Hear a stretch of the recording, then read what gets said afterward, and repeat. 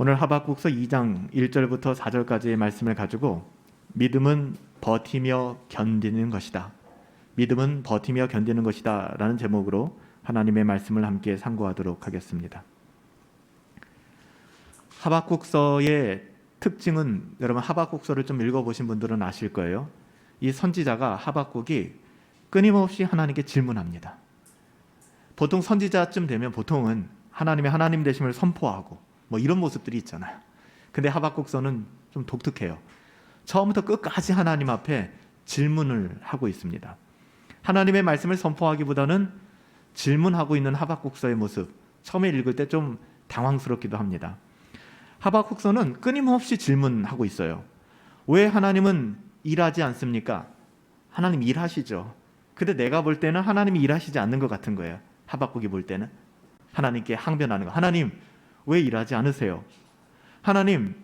하나님께서는 왜 악인들에게는 형통함을 주시고 의인들에게는 이런 고통을 주십니까? 왜 이런 일들이 일어나죠? 여러분, 이런 질문들이 전부 다 하박국서에 나와 있어요. 우리와 너무 닮아 있죠.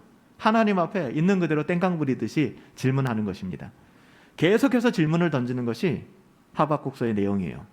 그런데 하나님의 대답은요, 여기에 대한 대답이 있을 거 아닙니까? 우리가 이해할 만큼 그렇게 답을 주는 게 아니에요. 이게 굉장히 중요합니다. 우리의 신앙생활이 왜 어려워지는지 아세요? 하박국하고 똑같아요. 하나님 앞에 끊임없이 질문하고서 우리가 이해할 수 있는 답변을 기다립니다.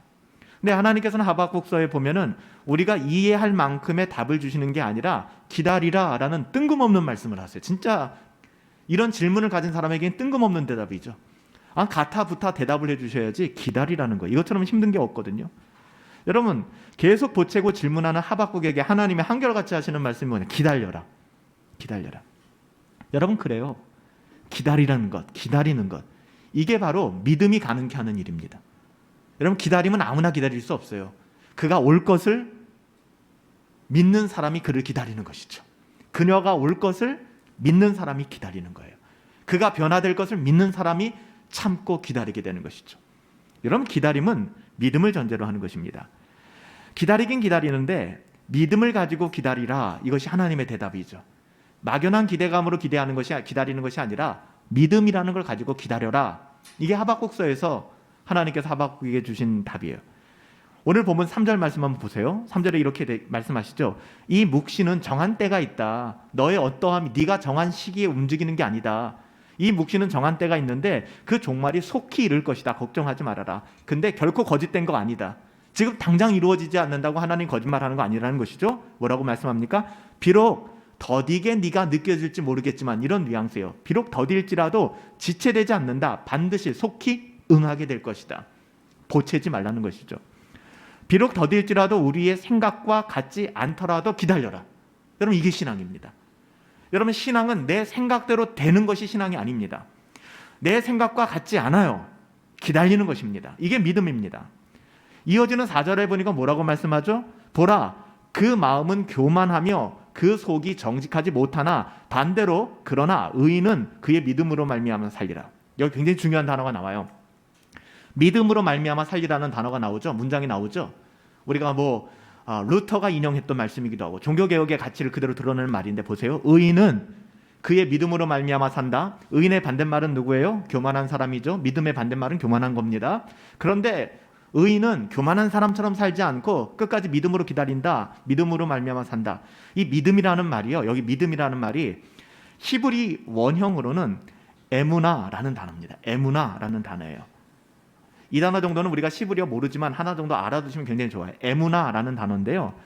본문에는 물론 이것이 변형 형태로 쓰였기 때문에 베에무나토라는 단어로 쓰였어요. 베에무나토. 여러분 그 용법은 알 필요는 없고요. 이 베에무나토, 그렇지만 본문의 원형은 뭐냐면 에무나라는 단어입니다. 왜 중요하냐? 이 에무나라는 단어와 같은 어근을 가진 게 우리가 잘 쓰는 아멘이라는 말. 아멘.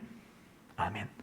그러니까 진실로, 예수님께서 내가 진실로 너희에게 이르노니 아멘 아멘 아멘 말씀하시잖아요. 같은 어원으로 나오는 거예요. 그러니까 그렇게 될 줄 믿습니다. 진리라는 의미입니다. 그러니까 에무나, 이 믿음이라는 단어는 그렇게 되어질 때까지 끝까지 버틴다라는 의미가 있는 거예요. 여러분, 에무나. 그러니까 믿음이라고 하는 것이, 믿음이 있으면 시험도 안 당하고, 믿음이 있으면 뭐 시험거리가 전혀 없고 이게 믿음이라고 생각하는데 천만의 말씀이에요. 믿음이라고 하는 것은 시험도 있고 어려움도 있고 내가 이해할 수 없는 영역도 있어요. 그런데요, 그게 되어질 때까지 끝까지 버티는 겁니다. 믿음을 버틴다라고 얘기하면 조금 당황스러운 분도 계실지 모르겠어요. 믿음을 가진 사람이 무슨 버텨? 믿음이 없는 사람이 버티는 거지. 아니요. 제가 오늘 말씀을 보다 보니까 믿음이라고 하는 것이 버텨내는 것이더라고요. 이 에무나 용법이 구약에 제가 찾아보니까 이 에무나의 용법이 원형이 쓰인 것이 49번 쓰였습니다. 첫 번째 나오는 용법이 어디 나오냐면 이스라엘 백성이 출애굽한 다음에 르비딤 광야에 가게 돼요. 아시죠? 르비딤 광야에 가게 되는데 거기에 아말렉이 쫓아옵니다. 이 아말렉군과 이스라엘 백성이 전쟁을 하는데 이스라엘 백성들은 전쟁의 전자도 모르는 사람들이에요. 근데 잘 아시는 것처럼 모세가 르비딤 광야에서 손을 드니까 이스라엘 군대가 전쟁에서 이기는 겁니다. 전투에서. 근데 모세도 인간이잖아요. 그 손이 내려오지 않습니까? 그러니까 이스라엘 군대가 또 아말렉에게 지게 되는 거예요. 그랬더니 아론과 훌이 모세의 손을 잡아주는 장면들이 나오지 않습니까? 여기에 모세의 손이 내려오지 않으니까, 해가 지도록 내려오지 않으니까 이스라엘이 이겼다라고 나옵니다. 장황한 얘기 같은데 굉장히 중요한 부분이에요. 보세요. 출애굽기 17장 12절이 어떻게 돼 있냐면 모세의 팔이 피곤함에 그들이 돌을 가져다가 모세의 아래에 놓고 모세가 그 위에 앉게 만들고 아론과 훌이 한 사람은 이쪽에 한 사람은 저쪽에서 모세의 손을 들어 올렸더니 그 손이 해가 지도록 내려오지 아니하니라. 우리말 번역에는 내려오지 아니하리라 라고 번역되어 있지만 이 단어가 에무나입니다. 이게 에무나예요. 이게 무슨 얘기예요? 내려오지 않았다, 버텼다, 견뎠다. 여러분 이걸 믿음이라고 또 번역을 하는 겁니다. 누가 봐도 지금 모세의 손이 피곤해서 내려올 수밖에 없는데 버텨내고 있는 겁니다. 손이 내려오지 않고 버티는 겁니다. 아론과 훌이 모세를 도와서 함께 손을 붙들어 주었죠. 모세의 손이 버티고 그의 손이 내려오지 않게 되었다. 여기서 아론과 훌이 붙잡아 주니까 모세가 버틸 수 있었던 겁니다. 이게 공동체예요. 이게 교회입니다. 내려오지 아니하였다. 이게 에무나라는 단어예요. 이걸 이렇게 번역을 한 거예요. 여러분 그렇기 때문에 믿음이라고 하는 것은 에무나라는 거 하는 것은 끝까지 버틴다는 거예요. 튤립의 마지막 Perseverance of Saints, 성도의 견인이잖아요. 끝까지 인내하는 것입니다. 하나님께서는 우리가 완전히 이해할 수 있게 만들어주시는 분이 아니시라는 걸 여러분 반드시 기억해야 됩니다. 하나님이 아시는 만큼 내가 알겠다고 하는 것은 교만이에요. 하나님께서 우리가 완전히 이해할 수 있게끔 만들어주는 게 그게 신앙이 아니라 하나님을 신뢰하기 때문에 버티고 기다리고 견디는 것이 신앙입니다. 이렇듯 믿음은 우리가 생각하는 것 같은 초능력에 가까운 초인적 능력이 아니에요. 여러분 믿음이라는 에너지가 들어가면 모든 거 다 이겨낼 수 있는 게 아니라는 거예요. 견디는 겁니다. 버티는 거예요. 그렇잖아요. 누군가는 믿음이라고 하면 믿음을 굉장히 강력하고 시험 한번 안 들고 이거 믿음이라고 생각하는데 아니라니까요. 모세가 연약하여 팔이 계속 내려오잖아요. 버텨주는 거예요. 참아주는 것입니다. 우리가 이렇게 버티고 견디게 되면요, 나중에는 반드시 이해하게 됩니다. 순서가 그런 거예요. 이해했기 때문에 버티고 견디는 게 아니라 버티고 견디다 보면 하나님의 뜻이 무엇인지를 알게 되는 거예요. 이 순서가 굉장히 중요합니다. 믿음이라고 하는 것은 내 스스로가 이해하고 납득하고 순종하는 게 아닙니다. 교만이에요. 오히려 믿음은 나는 잘 모르지만 버텨내는 것, 견뎌내는 것, 그 시간을 지나서 이해하고 납득해가는 과정, 이게 바로 믿음입니다. 이해하고 믿는 것이 아니라고 말씀드렸어요. 믿으면 이해하고 알게 되는 것이죠. 나중에 여러분 삼국지에 보면은, 설교 시간에 죄송한데 삼국지에 보면은 굉장히 이 하나님의 말씀을 좀 잘 이해할 수 있는 여러 대목들이 나오는데 그중에 저는 이런 말씀을 좀 드리고 싶어요. 독서백편 의자현이라는 말씀 들어보셨죠?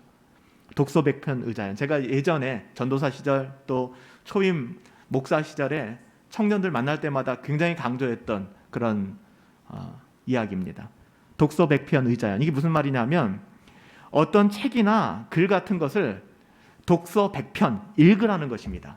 묻지도 따지지도 말고 이해되든 안 되든 읽으라는 거예요. 독서 100편. 이해 안 되고 포기하지 말고 이해 안 돼도 계속해서 읽으라는 거예요. 물론 이해하고 읽으면 좋겠지만 때로는 우리의 지식과 인지력으로 거기에 못 미칠 때가 있지 않습니까? 그때 포기하지 말라는 겁니다. 그런 상황에서 100편, 그래서 독서 100편 하게 되면 의자연한다. 스스로 저절로 깨닫게 된다는 이야기입니다. 여러분 어떻게 생각하세요? 저는 이것을 삼국지에 나온 내용이지만 처음에 신앙생활을 하면서 많이 적용을 했어요. 저 자신에게. 이해가 안 되거든요. 납득이 안 돼요. 신론을 공부하다 보면 이해 안 되는 지점이 너무 많아요. 이걸 어떻게 이해하란 말이지? 그러니까 그만두고 싶어요. 그러니까 신학을 공부하면서 성경을 읽으면서 저는 이 말이 우리에게 적용된다고 생각해요. 알 수 없습니다. 다 알려고 하지 마세요. 그건 교만입니다. 읽고 또 읽는 거야. 성경을 읽고 또 읽다고 보니까, 기도하다 보니까 이거구나 라는 것이 깨닫게 되는 거예요. 성령께서 조명해 주시니까. 포기하지 말라는 것입니다. 여러분, 전 딱 이게 믿음과 연결되는 성경의 내용은 아니지만 고사성어라고 생각해요. 독서 100편 의자연. 끝까지 포기하지 말라. 새벽 경건에 내가 일주일하고 요한복음 21장까지 읽었다고 해서 내 인생이 바뀔 거라고 생각해요? 그런 도깨비 방망이가 아니라는 거예요. 그래도 읽고 또 읽고 매달리고 새벽에 씨름하고 야복강가에서 그랬던 것처럼 야곱이, 그게 믿음이라는 겁니다. 여러분들, 초라해 보여도 하나님께서 주신 환경과 상황 속에서 버티면서 여러분 기다리셔야 됩니다. 포기하지 말고, 이해가 안 되죠. 그래도 계속 하세요. 경건생활 포기하지 마세요. 하나님께서는 지금 왜요? why? 라는 의문사를 가지고 계속해서 이야기하고 있는 하박국에게 그 why에 대한 대답은 그 이해를 도와주는 거잖아요. 근데 그게 아니라니까요. 그냥 버텨라, 기다려라. 그래놓고 하시는 말씀이 이게 믿음이다. 의인은 믿음으로 말미암아 살아라고 말씀하시는 거죠. 기다려라. 그러면은 나중에 알게 될 것이다. 그리고 하박국서의 마지막을 보면 진짜 다 알게 됩니다. 하박국서 마지막을 보면 하박국이 했던 모든 질문들이 클리어해져요. 여러분, 우리 인생도 마찬가지라니까요. 저는 우리 신앙도 이런 자세로 나가는 것이 굉장히 중요하다고 생각해요. 오늘 본문을 통해서 우리가 버티면서 기다리는 것이 도대체 구체적으로 어떤 것인가 잠깐만 좀 살펴보면 우리에게 유익이 있을 것 같아요. 여러분, 버티고 기다리고, 즉 믿음으로 살기 위해서 전제 조건이 뭐냐면요, 나의 태도인데요. 나는 잘 모른다라는 그런 태도입니다. 이것이 튤립에서는 토털 디프라버티, 전적 타락이나 마찬가지예요. 그걸 인정하는 겁니다. 내 안에 선한 것이 없구나. 내 생각, 내 판단, 내 결정, 그 어떤 것도 절대로 선한 것이 없구나. 그러니까 난 잘 몰라요. 아주 겸손한 태도죠. 여러분, 누가 기다릴 수 있는지 아세요? 당연히 겸손한 사람이 기다릴 수 있습니다. 나는 아무것도 아닙니다. 나는 아무것도 모릅니다. 하나님이 다 아신다는 뜻이죠. 이런 겸손한 고백. 여러분, 겸손하지 못하면 순종할 수 없고 기다릴 수 없어요. 내가 납득할 수가 없으니까. 그리고 또 한 가지는요, 이 겸손한 사람들의 특징은 뭐냐면 자기 자리를 지킵니다. 그러니까 여기에 두 가지를 우리가 기억해야 될 게 겸손한 것과 자기 자리를 지키는 거예요. 제일 겸손하지 못한 사람들이 뭔지 아세요? 그 자기 자리. 그래서 여러분들이 회사도 그렇고 일도 그렇고 그 어떤 자리도 내가 힘들어서 그 자리를 떠나면은 여러분의 인생에 선한 것이 없습니다. 대부분 그래서 떠나거든요. 하나님께서 내 인생을 힘들게 하시는 분명한 이유가 있단 말이에요. 그럼 그것을 이해하고 그 안에서 이것을 해결하셔야 돼요. 그걸 해결한 다음에 나는 그 자리를 떠나겠다. 그건 괜찮습니다. 다른 인생의 장이 열릴 수 있어요. 근데 대부분은 힘들어서 떠나죠. 직장이 힘들고 사람이 힘들고 뭐가 힘들고 여러분, 우연이 없다니까요. 이 모든 것을 우리에게 허락하신 데는 하나님의 뜻이 있는데 그 뜻을 유보하는 거예요. 그렇게 직장을 옮겼어요? 그렇게 다른 곳으로 나의 삶의 자리를 옮겼어요? 또 만납니다. 그거 왠지 아세요? 해결이 안 됐기 때문에. 그래서 여러분, 이것만 알아둬도 인생이 망가지지 않아요. 뭔가를 선택하고 결정할 때 내가 힘들어서 그냥 떠나겠다. 한참 예전에 힘드니까 아프니까 청춘이다, 힘드니까 하지 않아도 된다, 이런 얘기들이 성행했었는데 여러분, 그게 인생에 별 도움이 안 돼요. 너무나 가부장적인 문화 속에서 반발해서 그런 이야기들이 또한 나왔지만 성경적으로는 그렇습니다. 하나님이 다 알고 계시기 때문에 우리 인생에서 일어나는 모든 일들, 그 자리를 옮길 때는 여러분 주의하셔야 해요. 우리 스스로가 최고의 권위자가 되려고 해서는 안 됩니다. 하나님께 맡기고 기다려야 돼요. 여러분, 첫째 제가 뭐라고 말씀드렸어요? 겸손이라고 말씀드렸죠? 우리가 신앙생활을 하면서 쉽게 실수하는 것 우리가 다 잘 알고 있다라는 생각이에요. 내가 알아서 한다. 내 나름대로 한다. 이거 교만입니다. 오늘 본문에서도 그 교만한 자를 지적하고 있잖아요. 그렇죠? 여러분, 교만하다는 게 무슨 말인지 아세요? 이게 세상적으로 표현하면 이성주의입니다. 이성주. 리저너블한 거. 내가 이해할 만하고 내 이성이 따라가는 것까지 가겠다라는 게 굉장히 이거는 신앙의 적입니다. 주적입니다. 인본주의. 이성주의. 우리 스스로가 최고의 권위자가 되려고 하는 거예요. 예수 우리 왕이요. Jesus enthroned me. 내 가운데 예수님 좌정하십시오가 아니라 내가 내 왕자에 앉아 있는 것이죠. 굉장히 위험한 거예요. 이건 불신앙입니다. 불신앙. 우리 인생의 권위는 하나님께 있는 거잖아요. 여러분, 근데 이 세상을 움직이는 가치가 근데 이성주의와 그리고 이 세상의 가치가 인본주의 아닙니까? 그러니까 내가 납득해야, 내가 이해해야 받아들이겠다라는 은혜조차도 내가 이해해야 아유 목사님 은혜 받았습니다가 되는 거거든요. 내가 이해가 안 되면 은혜도 없어요. 그냥 졸린 거죠. 여러분, 고기토 에르고스 아시잖아요. 나는 생각한다, 고로 존재한다. 이 데카르트의 말이잖아요. 이게 이성주의거든요. 나는 생각한다, 고로 존재한다. 이게 데카르트의 방법소설에 나오는 말인데요. 우리가 뭐 흔히 잘 아는 말이니까 오늘도 우리를 지배하고 있는 철학의 사고가 바로 이거예요. 방법소설에 나오는 고기토 에르고스. 나는 생각한다, 고로 존재한다. 내가 인정하는 것은 내 지식과 이성이 허용한 범주 안에서다라는 그 생각을 가지고 있는 것이죠. 여러분, 이건 믿음이 아닙니다. 세상의 잡다한 철학이죠. 왜냐하면 여기에 최종 판단은 하나님이 아니라 인간에게 있기 때문에 그래요. 내가 생각의 주인이 되는 것이 이성주의입니다. 데카르트예요. 내가 나의 삶의 주인이 되어지는 거예요. 그러니까 내가 내 삶의 주인이 되지 않으면 답답해지는 거예요. 그런 분들 계시죠. 내 뜻대로 되지 않으면 너무 답답한 거예요. 초조해지고 조급해지고. 그런데 내가 모른다는 걸 인정하면 어떻습니까? 이 신앙이거든요. 아이가 됩니다. 그래서 성경에 보면 선지자들이 나는 아이입니다라는 얘기를 많이 하잖아요. 예수님께서도 어린아이가 되지 않으면 천국에 들어갈 수 없다라고 말씀하는 것도 같은 뉘앙스입니다. 나는 연약합니다. 나는 부족합니다. 내가 아는 게 뭐가 있겠습니까? 미사역으로 얘기하는 것이 아니라 정말 진심으로 이렇게 얘기하는 사람은 도움을 청합니다. 겸손한 거예요. 여러분, 주님이 아세요. 우리 주님이 이끌어 가신다니까요. 이걸 고백하는 것이 신앙입니다. 하나님 앞에서 겸손해지는 것, 그게 기다릴 수 있는 원동력입니다. 하나님 앞에 겸손해지기를 축복합니다. 겸손해지세요, 하나님 앞에. 그러면은 기다릴 수 있어요. 교만하면 절대로 버틸 수 없어요. 그래서 오늘 본문 4절 다시 보세요. 뭐라고 얘기해요? 보라, 그의 마음이 어때요? 교만하다. 그 속이 정직하지 못하다. 이게 하나님의 자녀들 아니다. 그래놓고 뭐라고 말해요? 의인은 그의 믿음으로 말미암아 산다라고 얘기하는 거예요. 여기서도 믿음의 반대말을 간단하게 뭐라고 얘기해요? 교만. 예, 믿음의 반대말 교만입니다. 그러니까 버티면서 견뎌내는 것은 교만해서는 안 되고 겸손해야 됩니다. 겸손하지 않고서는 절대로 버텨낼 수가 없어요. 그것을 증거해 주는 말씀이 뭐예요? 오늘 본문 1절 보세요. 뭐라고 얘기해요? 중간부터 보면 1절의 중간부터 보면 그가 내게 무엇이라 말씀하실지 기다리고 바라보며 나의 질문에 대하여 어떻게 대답하실지 보리라 하였더니, 이 말은 뭐예요? 나는 모른다는 거잖아요. 난 모른다는 거잖아요. 주님이 알려주실 때까지 기다리겠다는 거잖아요. 정해져 있잖아요. 주님이 알려주실 때까지. 여러분, 이것이 겸손한 믿음의 모습이에요. 뭐 믿음이 있다, 뭐 굉장히 뭔가 대단하고 이게 아니라 이게 믿음의 모습이에요. 여러분, 야고보서 4장 13절에 보면은 재미있는 사건이 나와요.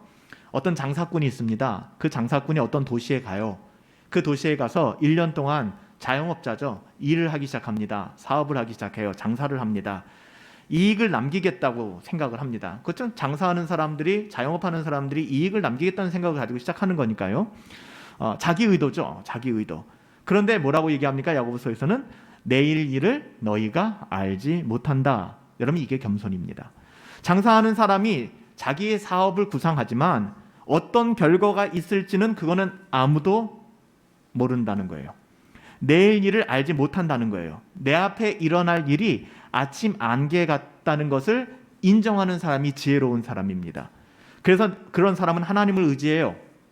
그리고 큰 그림을 보면서 살아갑니다. 장사를 해도 장사를 못하는 사람들의 특징이 계속 바꿔요. 좀 하고 안 되면 다른 거 하고, 다른 거 하면 또 다른 거 합니다. 계속 바꿔요. 그리고 자기 자신이 뭔가 할 수 있다라는 생각을 합니다. 여러분, 사업의 고수를 만나보세요. 저는 뭐 자주는 아니어도 크게 사업을 하신 분들이나 아니면 그런 분들을 뵐 기회가 있었을 때 만나서 여쭤보면은 우리가 생각하는, 야, 저 사람들은 좀 다른 생각을 가지고 있구나라는 모습을 보게 돼요. 그러니까 뭔가 내가 이것을 하면 대박 날 거야, 잘 될 거야, 떠벌리지도 않아요. 저렇게 하면 뭐가 될까 싶은데 굉장히 깊이 있지만 천천히 분명하게 일을 하기 시작하죠. 물론 그 가운데는 신자도 있고 불신자도 있지만, 야고보를 통해서도 얘기하는 것이 바로 그 이야기예요. 장사하는 사람의 입장에서 예를 들어서 말하는 거 아닙니까? 그 사람이 어떻게 모든 것을, 여러분 코로나가 올 걸 알았습니까? 이 이후에 미래학자들이 예견하는 대로 이 세상이 흘러갈 거라고 생각하십니까? 절대로 그렇지 않아요. 그럼 우리에게 주어진 삶의 환경 속에서 우리가 정말로 풀 수 없는 숙제를 풀 때까지 그 자리에 머물며 씨름하고 하나님의 은혜를 바라보고 하나님을 갈망하고 겸손해져야 되는 거예요. 내가 이 회사 조금 힘들면 그만두고 내가 갈 데가 없는 것 같아. 그게 교만입니다. 이 회사 힘들어서 그 힘들게 된 이유가 무엇일까? 그것을 해결하고 그것을 정리하고 하나님의 뜻을 기다리며 이직할 수 있어요. 힘든 대로. 더 나쁜 케이스는 뭘까요? 요즘에 더 나쁜 케이스라고 얘기하면 참 힘든 얘기가 되겠지만, 이 이야기도 돈을 따라가는 것이죠. 좀 더 나은 연봉만 허락하면 그것이 어디든 간에는 상관이 없는 거예요. 여러분, 그것은 신앙인들이 가져야 되는 가치는 아닙니다. 그건 돈을 따라 움직이는 가치이기 때문에. 우리가 자꾸만 다 아는 척하는 이유는 우리가 악하고 교만하기 때문에 그래요. 그래서 사업을 하는 분들도 아까도 말씀드렸지만 초보들이 말이 많아요. 의욕이 넘쳐요. 다 자기가 할 수 있는 것 같아요. 근데 사업은 안 돼요.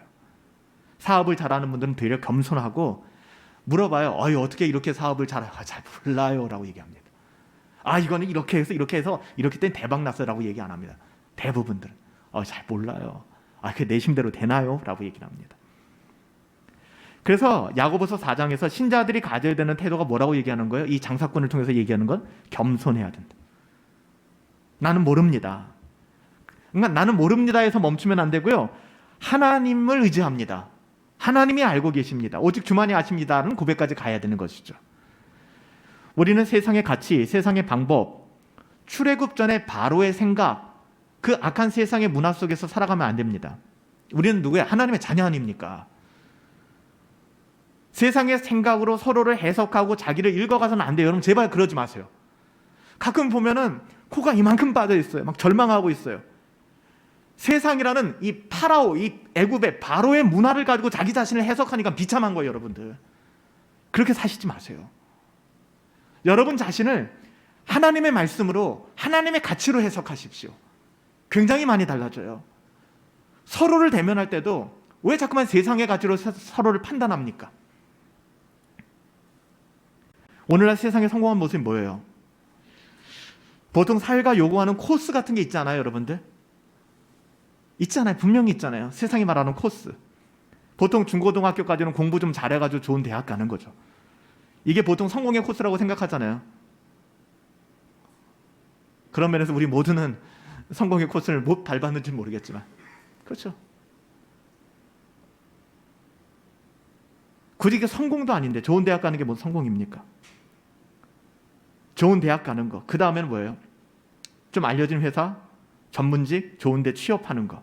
대기업, 외국계 회사, 뭐 공무원. 그 다음 뭐예요 이제? 성공의 코스가 있잖아요. 그렇게 해서도 결혼 못하면, 또 결혼 안 하면 좀 약간 측은지심으로 바라보니까 결혼하는 거죠. 결혼도 대충 하게 됩니까? 내가 원하는 눈높이에 맞는 사람과 만나서 결혼하는 거죠. 내 배우자 데리고 나갔을 때 와 괜찮다라는 이야기를 들을 만한 사람들. 그러니까 남들이 부러워할 만한 배우자를 만나는 거. 그 다음 뭐예요? 아이 낳아야죠. 출산해야죠. 그 다음 뭐예요? 물론 순서가 바뀔 수도 있겠지만 자기 집 마련해야죠. 내 집 마련. 다는 아닌 게 좀 우리 교회는 그런 분들이 없는 것 같지만 많지 않은 게 아니라 여자분들은 얘기를 들어보니까 가방이 바뀐다 그러더라고요. 나이에 따라서 자기 환경에 따라 들고 다니는 가방 이 정도쯤은 있어야 되지 않아? 뭐 코로나 시국에도 가끔 백화점이나 마트 가보면은 진짜 들어서 알만한 그런 명품 매장들이 줄을 서 있더라고요. 성공이라고 생각하는 거예요. 그러니까 세상이 제시하는 그런 모범답안이 나와 있잖아요. 그런데 여러분 어떻습니까? 근데 여러분 어때요? 이 세상이 말하는 성공의 코스 이 다 뜻대로 됩니까?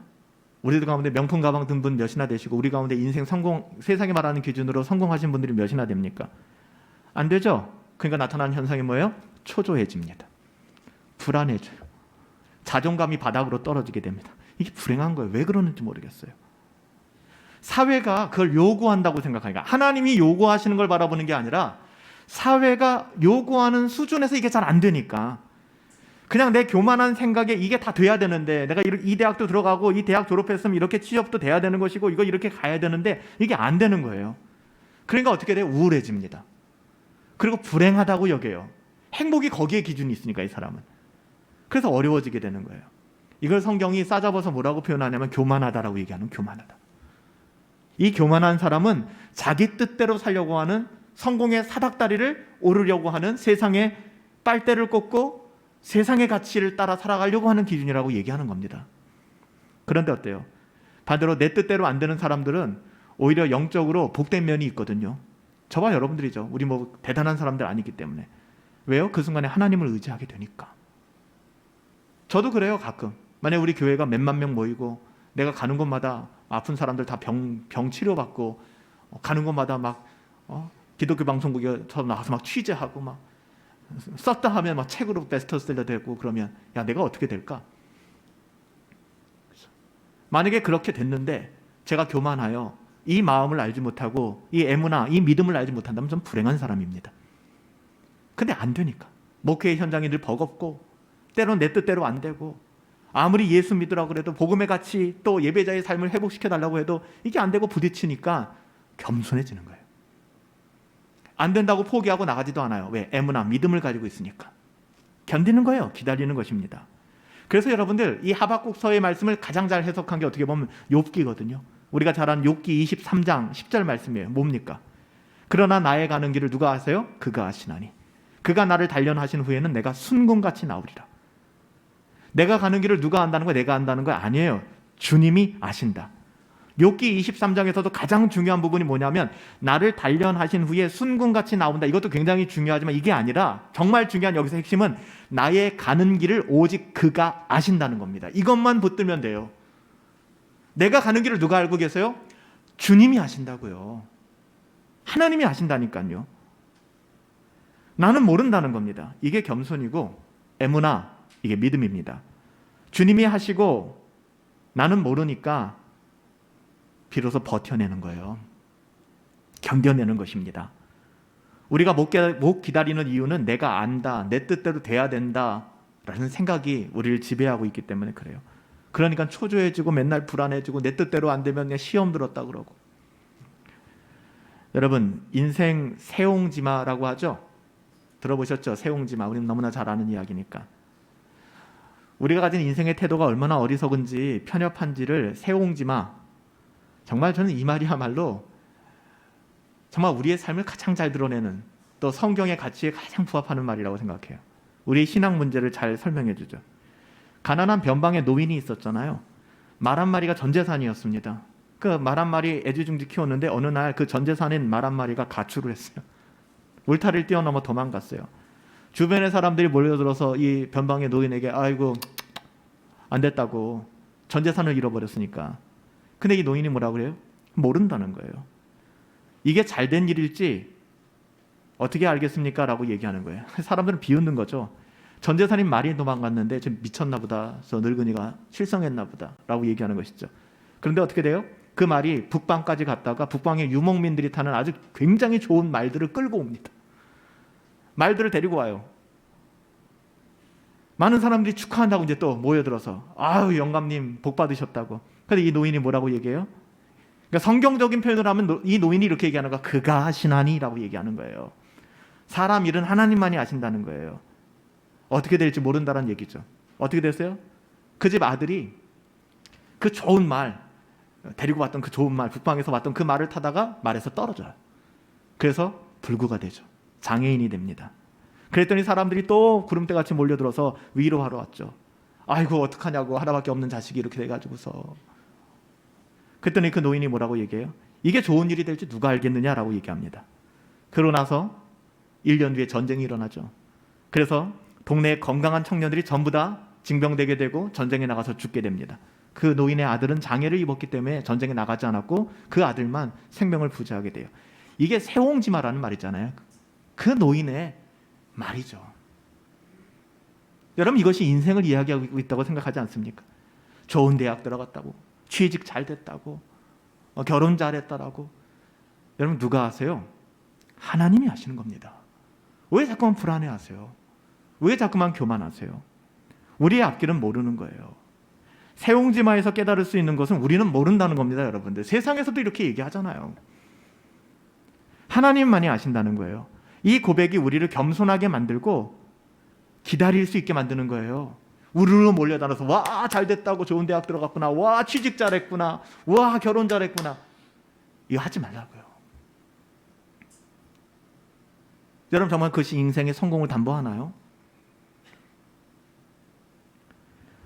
우리가 우리의 앞길을 알아요? 모른다는 걸 얘기를 하는 것입니다.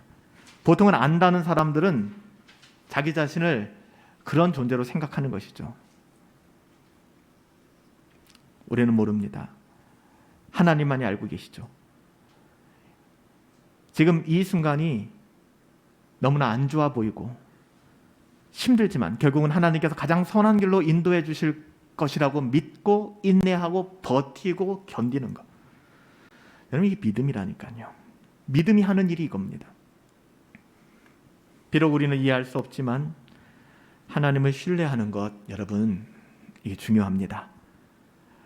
그렇게 우리가 하나님을 신뢰할 때 그 어떤 환경과 상황 속에서도 이해할 수 없고 납득할 수 없어도 세상적인 생각으로 하나님 떠나지 않게 된다니까요. 믿음이 있으니까.